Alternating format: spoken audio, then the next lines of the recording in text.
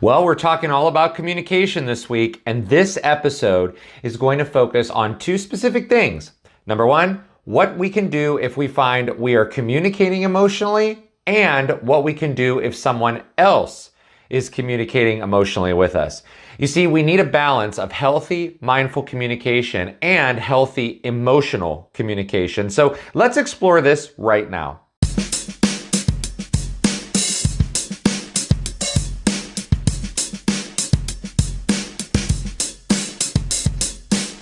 Hi, everybody. Welcome to the Strength, Yoga, and Freedom podcast. My name is Justin. I'm always so excited to bring you these episodes. So glad that you're here. This is the podcast where we use the philosophy of yoga in a practical and everyday way, one step at a time, to become happier people. There is so much coming up, you guys. I cannot wait to share it with you. First of all, don't forget, if you have not yet viewed the new yoga practice that I've put out on the YouTube channel, it is called a 30-minute flow and go, and it came out last week. I really highly recommend that practice if you are new to yoga, maybe if you just need a little 30-minute refresher in your day.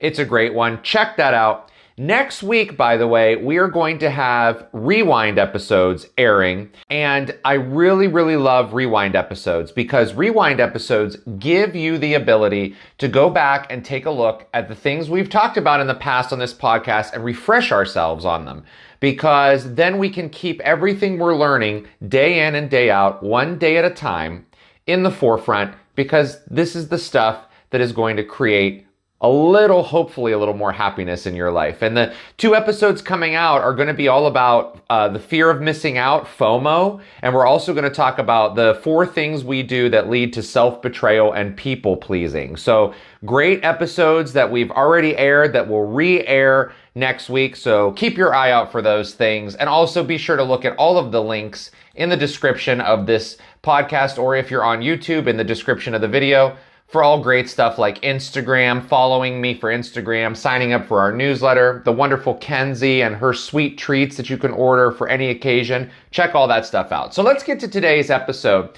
because on Tuesday's episode, the last episode of this podcast, the topic of mindful communication was discussed. And we also discovered that communicating from a place of mindfulness has great benefits. We talked about where the lessons here are derived from, and that is satya, which is one of the yamas of yoga. And in a yama in yoga, a yama is one of the 8 limbs of yoga. The yamas of yogas are restraints, meaning this is a form of communication, the mindful communication we get into, where we speak from a place of truth and realness. We restrain from using tons of emotion in our communication that could harm someone, all right? So you're coming into a place of realness, the center of your being. That's satya. We talked about how being real, though, is not easy, but that being real is the gateway to freedom. And we reviewed some tips with regards to how we can stay really mindful if we are speaking or if someone is speaking to us. So be sure to check out that episode because it's got a lot of foundation for where we're going today. And that's where we're going now. We're going to begin with defining what emotional conversations are all about. Now, these kinds of conversations are the ones that can be really difficult to deal with if you are the one speaking or the one receiving. And here's why.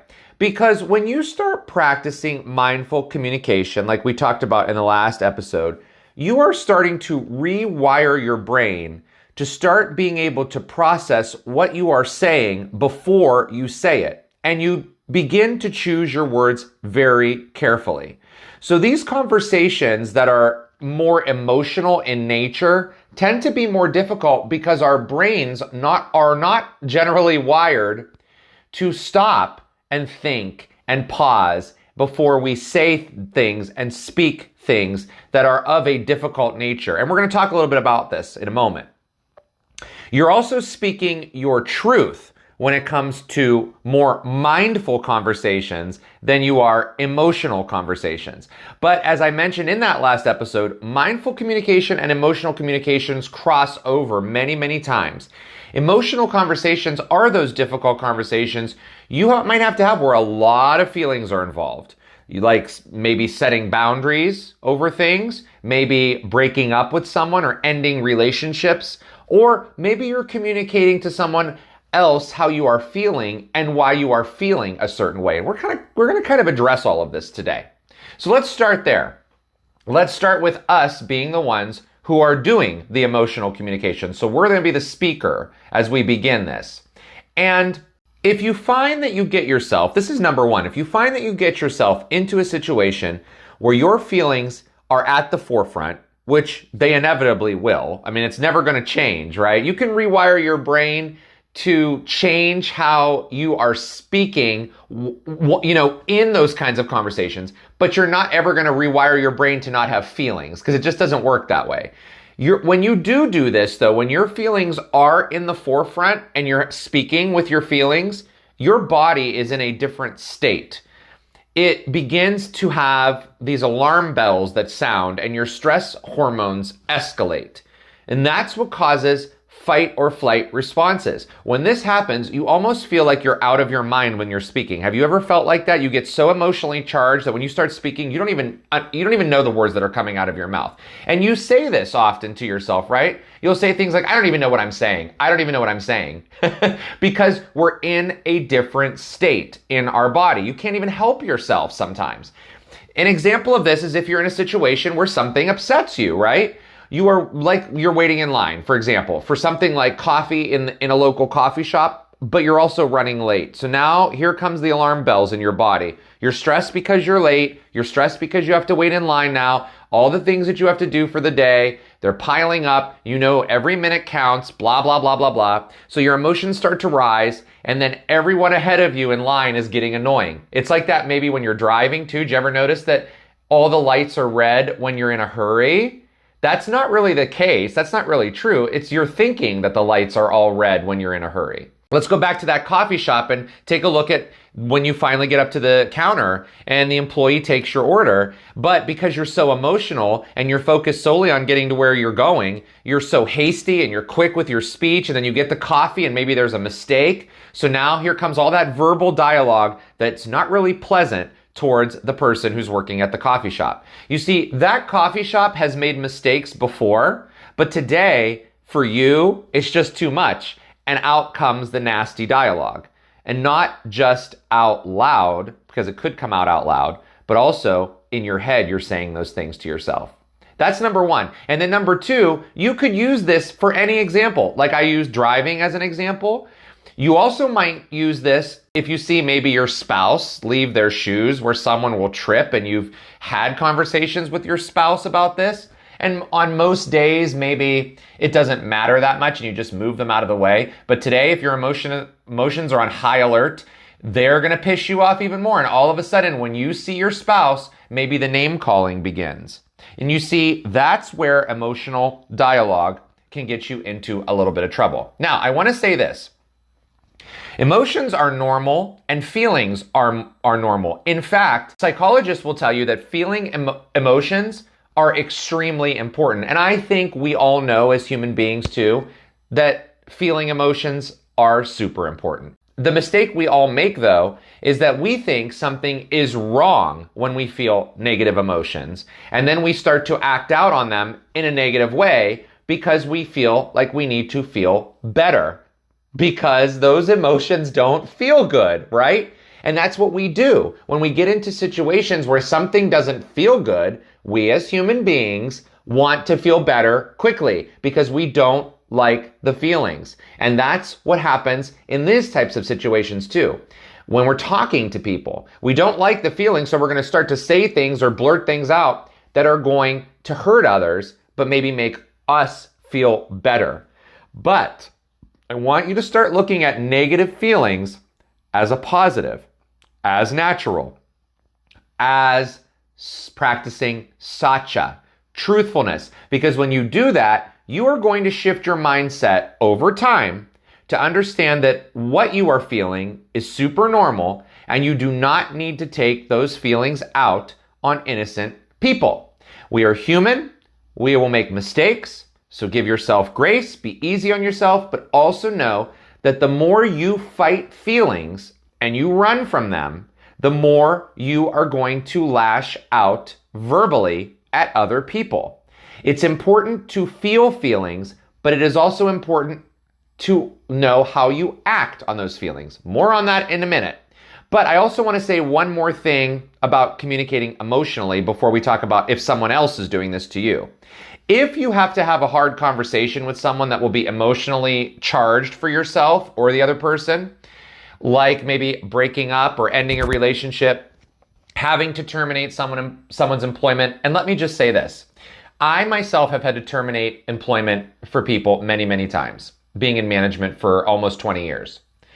And not one time have I ever felt great about doing that, no matter what the person did. And there were things that people did that I had to terminate them for that were very egregious. And even though that happened, I still felt a sense of guilt. And I have learned to understand that that was normal and that was okay. Because what you're essentially doing, no matter what the person has done, is you're taking their income away. And while you're doing that hard thing by emotionally charged saying, I'm sorry, but we're not employing you anymore, in the long run, it's best for the whole organization and themselves and yourself. It still doesn't make it any better in the moment. So understand that terminating someone's employment, if you are a person who has to do that, feeling emotions with that is very normal. And also boundary setting. Okay, boundary setting is another one that we communicate emotionally, and I talked about that at the beginning, but the best advice to get here is advice that I've gotten so many, many, many, many times, and that is one thing to keep at the forefront in these conversations. That is the purpose of the conversation and sticking to the purpose of the conversation, because this is the time that you tap into the mindful communication portion. You are trying to accomplish something with someone by speaking your truth. As emotional as it may be, it is important to remain present and mindful in purpose. So if you do have to terminate someone's employment, in the forefront, you have to remember the termination is coming because it is going to be for the good of all parties involved, while it will suck in the present. Same goes for breakups, same goes for whatever it is that you're dealing with on an emotional level like that. What is the purpose in the forefront? Retraining your brain to do that is huge, and you can do that. But let's first talk about if someone else is coming at you from an emotional place with conversation. Now, number one, remember, and I said this in the last episode, you do not have to have conversations with people that are abusive in nature or that make you uncomfortable. All you need to do is pause and say, you know what? I need some time to process what you have just said, and I will be back to you when I am able to clear my mind. So you're basically telling the other person, hey, you came at me with some bullshit that I was not expecting, or that I don't know how to respond right now, even though you have feelings building up as the other person's talking. Again, it's all about saying, you know what? I'm uncomfortable right now. How many times have you actually done that? Have you ever said to a person, what you just said is extremely uncomfortable for me, and I don't know how to respond because I'm angry or because I'm upset or because I'm blindsided or whatever, and it's making me anxious, so I don't want to respond. Have you ever done that? I'm here to tell you, when you do that, boy, are you unlocking some satcha, because you are coming from a place of truth by saying, I don't know what to say in response. I mean, in your head, you know what you want to say, right? You want to say things like, fuck you, how could you? You're a piece of shit. What are you doing? Coming at me, blah, blah, blah. You know, all that stuff, right? But can we come back to truthfulness and mindfulness if someone's coming at you? It's just like being, and I'll move into this next section, it's just like being ambushed with at work, for example. And HR departments and managers at jobs love ambush meetings. And I'm going to tell you why. They are fearful. And we're going to come back to that in a moment.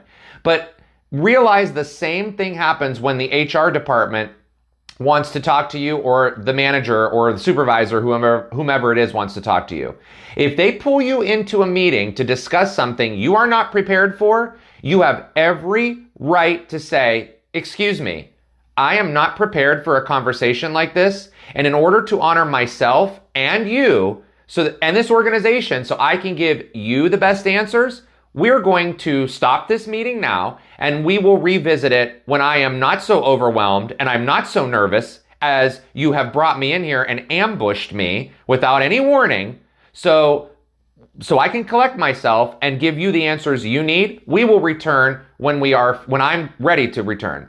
The other parties, if they try to force you to continue, that's going to be on them and not on you, because you have said you are uncomfortable, and you are okay to say you are uncomfortable. This works very well when you get into those ambush meetings with people who think that bringing you into an office with no warning to go over something important is the best way to handle a situation, because it's not the best way to handle a situation.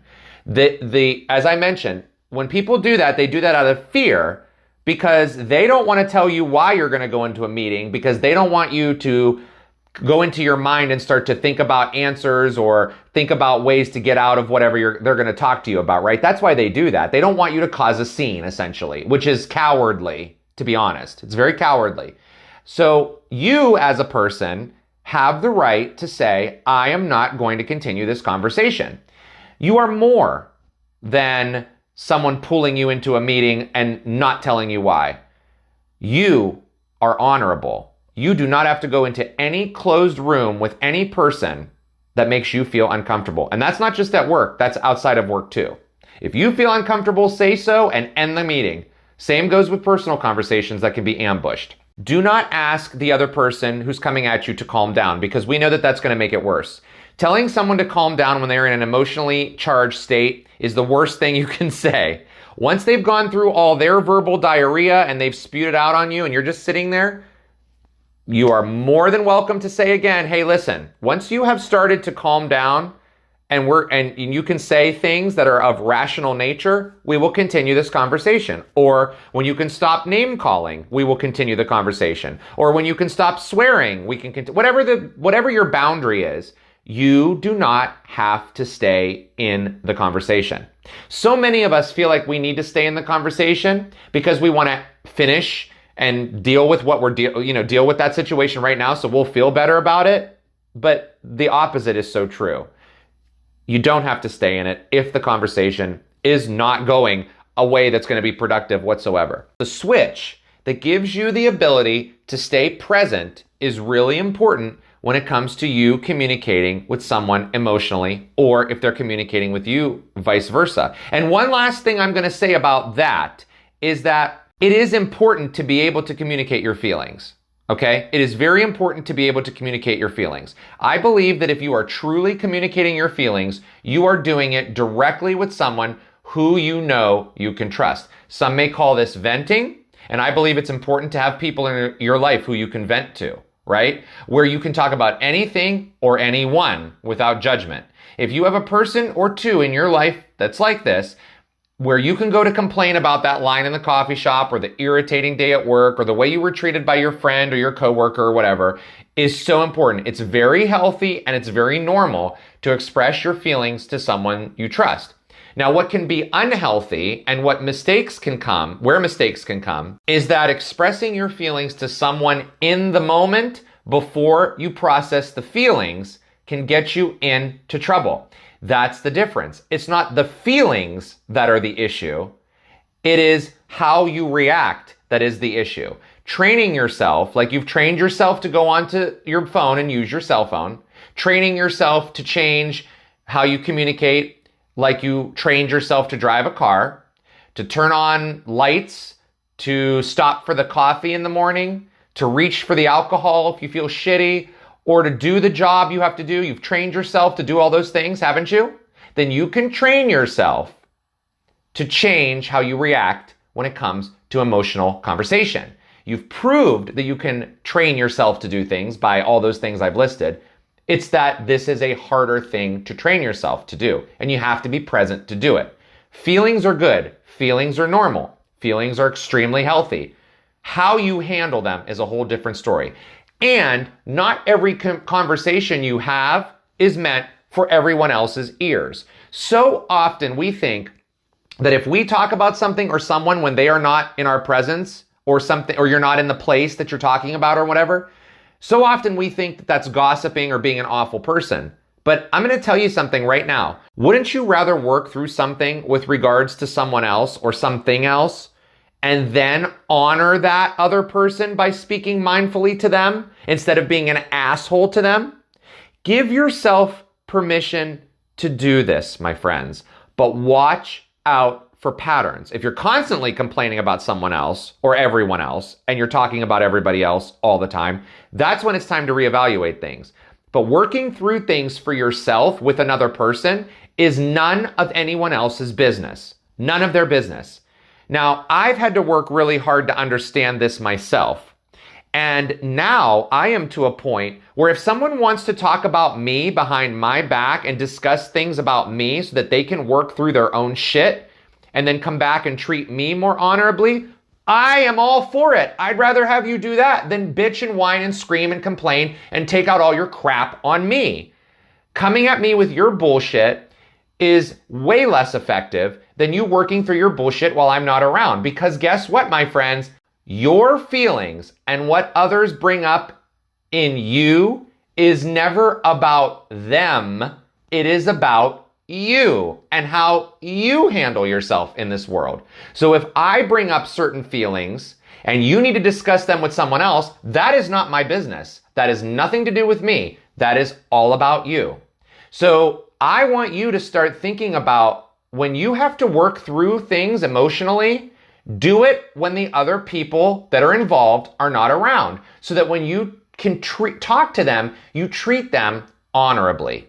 You see, my friends, Satya is working through your truth. It's working through the courage that it takes to stand in your truth. And it's not going to be easy. But wouldn't you rather treat people honorably than lash out at them? Because when all you're doing when you're lashing out at other people and acting foolish is indulging in your own self-denial, your own fears and worries, and it's not about the other person. So conversations about the other people are not really about the other people, they're about you. And that's what I'm going to leave you with as you think about that over this weekend.